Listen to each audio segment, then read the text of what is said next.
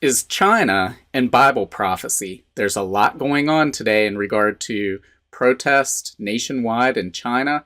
What will happen as a result of these protests? And does it have any connection to Bible prophecy? Hey guys, Britt here. Welcome to End Times Bible Prophecy.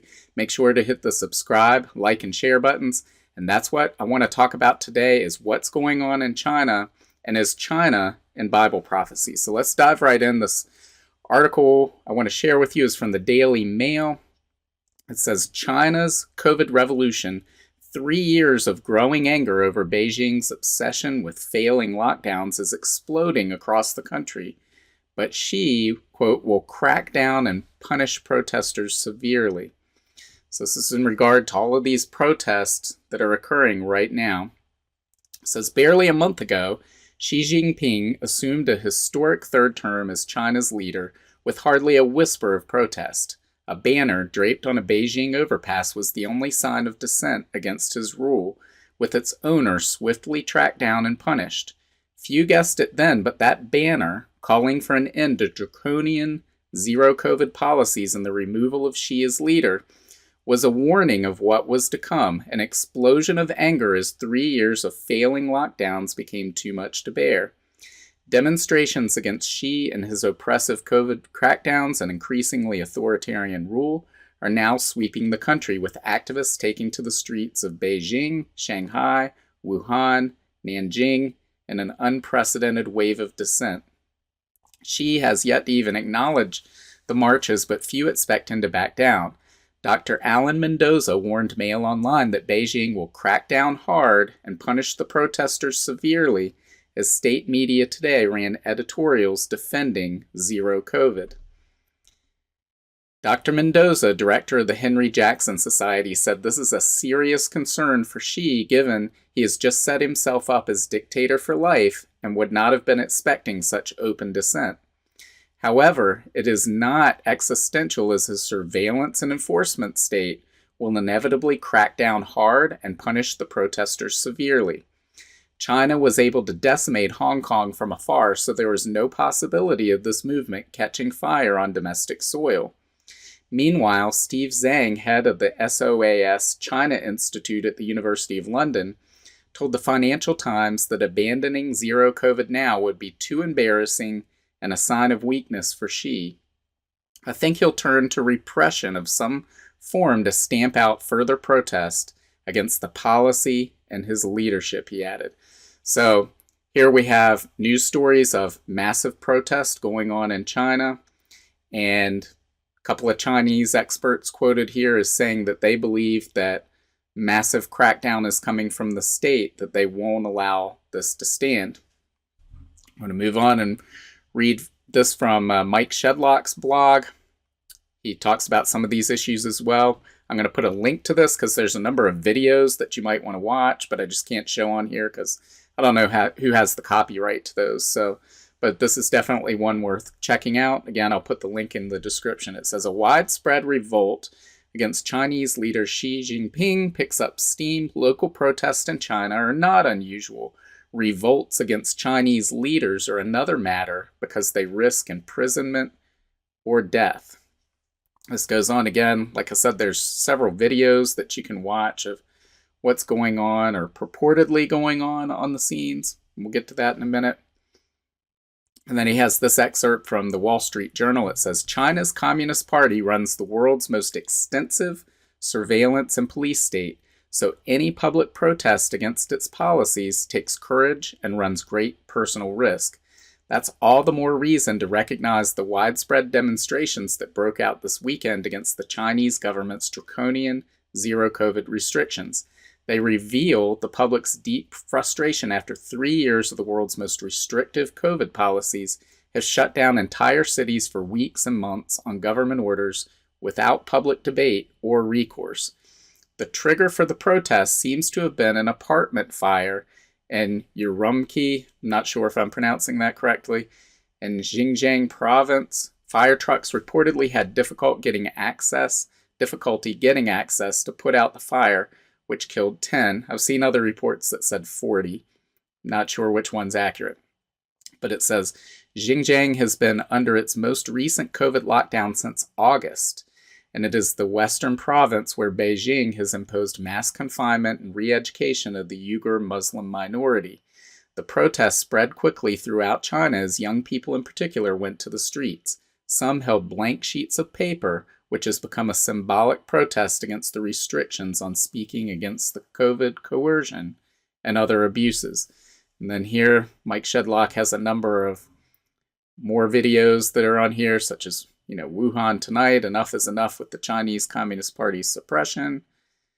We have people shouting, down with the Communist Party, down with Xi Jinping, we want freedom. Every one of these slogans is enough to send a person to jail for 10 years, or even, it says a life risk. I don't know if that means for life or you would lose your life. But the point is, this is serious for protesters to be saying this. Here's somebody saying this is the worst they've seen since Tiananmen Square in 1989. People are writing, give me freedom or give me death. Long live the people. We demand truth, rights, and freedom. Never seen such a large scale of angry and outspoken protests by Chinese students since 1989, which again was Tiananmen Square. And then we have this exchange here where it says, Cao Gongzhang, the president of the Communication University of China, Nanjing, threatened the protesting students. One day, you will all pay a price for what you were doing. The students shouted back, one day this country will pay a price for what it has done to the people. And it says, Cao pointed his finger at a female student and threatened, do you dare tell me your name? She shouted out her name fearlessly, and many other students shouted their names one by one too. So here we have what we're seeing in the media today is that there are protests in China against Xi's rule, against oppression, totalitarianism, these forced COVID lockdowns that have pushed people to a breaking point that they're taking to the streets and they're fighting back. Now, I would caution, there was a lot of media, a lot of video footage that came out of China in January 2020. And it turned out to paint a false picture of what was really happening on the ground there. And in hindsight, a lot of those videos most likely came from the Chinese Communist Party itself. It was propaganda to the rest of the world. There's a number of different reasons people believe that may be the case. It's possible we're seeing the same thing here.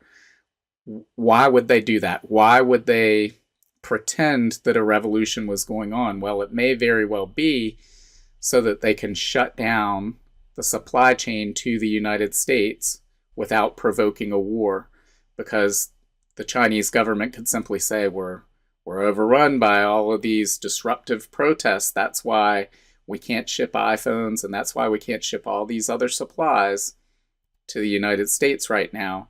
In the meantime, maybe they re-engineer those factories for a war footing to invade Taiwan or undertake some other response. That's a possibility. I don't know if that's really happening or if what we're seeing here is what's true. If what we're seeing here is true, then this will be a real challenge to not just the Chinese Communist Party, but also to the surveillance state, because China is seen as the model of today's surveillance state and what the government can use what technologies the government can use to rule over people. So is a revolution possible in such a state? And we're going to come back to that in a minute. But again, what does this have to do with Bible prophecy? Is China mentioned in Bible prophecy? People who believe it is tend to point to these passages. This one's from Revelation chapter 9, verses 13 through 16. It says, Then the sixth angel blew his trumpet, and I heard a voice speaking from the four horns of the gold altar that stands in the presence of God. And the voice said to the sixth angel who held the trumpet, Release the four angels who are bound at the great Euphrates River. Then the four angels who had been prepared for this hour and day and month and year were turned loose to kill 1/3 of all the people on earth. I heard the size of their army, which was 200 million mounted troops. I've heard over the years people say, well, the only nation in the world that could field a 200 million man army would be China. They point to this passage. They also point to this one. Revelation 16:12, it says, "Then the sixth angel poured out his bowl in the great Euphrates River, and it dried up so the kings from the east could march their armies toward the west without hindrance." Now again, these passages, you can study them for yourself. I encourage you to do that. See what you think they mean. But to me, they do not reference China. Kings of the East was an expression that nowhere in the Bible can we find where that points specifically to China. The 200 million man army is mentioned in the midst of angels. It says, let's go back and look at this. It says, "Release the 4 angels who were bound at the great Euphrates River. Then the 4 angels who have been prepared for this hour and day and month were turned loose. The size of their army was 200 million. So this is, to me, does not seem to be a human army. So I think that best case scenario, it's a stretch to say that these passages refer to China. I believe from my study that China, in regard to the end times, is not mentioned in the Bible at all as a major player. The same is true of the United States. Some other people disagree, but again, I think if you study it, you'll find that neither one of these powers is mentioned, and that would make us take a step back and think, well, two of the strongest nations on the world scene today, if not the 2 strongest superpowers on the face of the earth, are the United States of America and China, and yet the Bible doesn't even mention them as players in the end times, which would mean that if we are in the season of the Lord's return, which again the Bible says we are, because Jesus said, "When you see all these things," referring to the signs that he and the prophets said to look for, if that's the case, then we would expect the power of China to wane. We would expect the power of the United States to wane. And we went over a little over a week and a half ago of what could potentially take out the United States as a world superpower. And I believe that video was titled, "Will an Economic Pearl Harbor Destroy America?" So I encourage you to go back and watch that video if you missed that. But that is an attack that is currently underway and will play out. I believe the power of the United States will be dramatically diminished economically and militarily in the months and years to come. The rapture will only make that worse, but that power is going to wane, whether the rapture comes today or sometime in the future. The United States is losing its power. It is an empire in decline. I believe in China, we're seeing the same thing. We've seen there are a bunch of problems that people gloss over when they talk about China, such as for a long time they had this one-child policy that led to more males than females. So that it's an aging population that is not replacing itself. If they follow current birth rates, they'll actually shrink in population. We've seen a lot of malinvestment with huge cities built that nobody lives in. And so are we seeing now an overthrow of the government, and what could that mean? Well, on that note, I think that while I don't think that these stories about China are directly related to Bible prophecy, I think they're indirectly related, and that we're going to find out something very important as we see this potential revolution, if that's what it is, unfold in China. And I want to turn to this article just from this past week from Fox News. It says, World Economic Forum Chair Klaus Schwab declares on Chinese state TV, China is a model for many nations. It says, World Economic Forum founder and chair Klaus Schwab recently sat down for an interview with a Chinese state media outlet and proclaimed that China was a role model for other nations. Schwab made these comments during an interview on the sidelines of last week's APEC CEO summit in Bangkok. He said he respected China's tremendous achievements at modernizing its economy over the last 40 years. I think it's a role model for many countries, Schwab said, before qualifying that he thinks each country should make its own decisions about what system it wants to adapt. I think we should be very careful in imposing systems. Yeah, I'm sure he believes that, but the Chinese model is certainly a very attractive model for quite a number of countries, Schwab said. for people who want to rule over other people, it's a very attractive model. So Schwab did not elaborate on what aspects of the Chinese model appealed to him, nor which ones would be beneficial to other countries. China is governed by the absolute rule of the Chinese Communist Party, which does not allow people to practice the religion or belief of their choice and has no tolerance for dissent or criticism. In 2014, the Chinese Communist Party announced a moral ranking system whereby individuals, government organizations, and companies are ranked based on social credit. Comparisons have been drawn to environmental, social, and governance, or ESG scores, being used by major financial institutions and global organizations to create a type of social credit system designed to influence behavior and transform society. Schwab wrote in 2019 that ESG scores are necessary for stakeholder capitalism. Stakeholder capitalism, a model I first proposed a half-century ago, positions private corporations as trustees of society and is clearly the best response to today's social and environmental challenges, he wrote. We should seize this moment to ensure that stakeholder capitalism remains the new dominant model. I thought earlier he said he didn't want to impose a model on any nation. They should choose for themselves, but now we should seize the moment to make sure it's dominant. Anyway, goes on, he says in 2000, we don't have to read the rest of that anyway. So Klaus Schwab wants to push this social credit system that China has set up. This ESG is what he calls it. He calls it stakeholder capitalism. And this wasn't his invention. This is called fascism. It's the merger of state and corporate power into one entity to rule over the people. And the state grants private production capability or ownership of the production, but then they command how that production is used because they command everything. They control society. So this fascist model, he wants it to be dominant, and he says China is his model.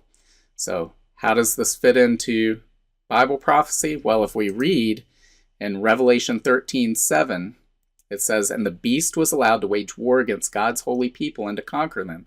And he was given authority to rule over every tribe and people and language and nation."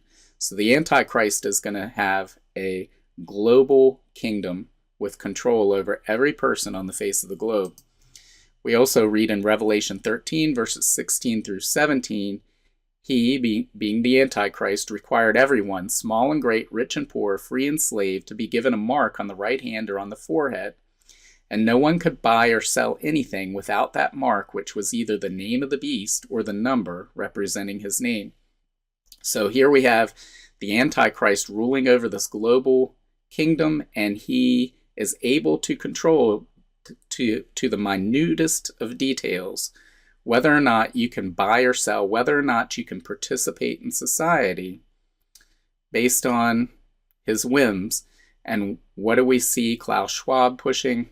And I'm not saying Klaus Schwab's the Antichrist or anything like that, but we're seeing people like him pushing the system where you're given a score, and based on that score, you can be cut off from your ability to participate in certain aspects of society, all the way up to being placed in jail. That's how it works in China.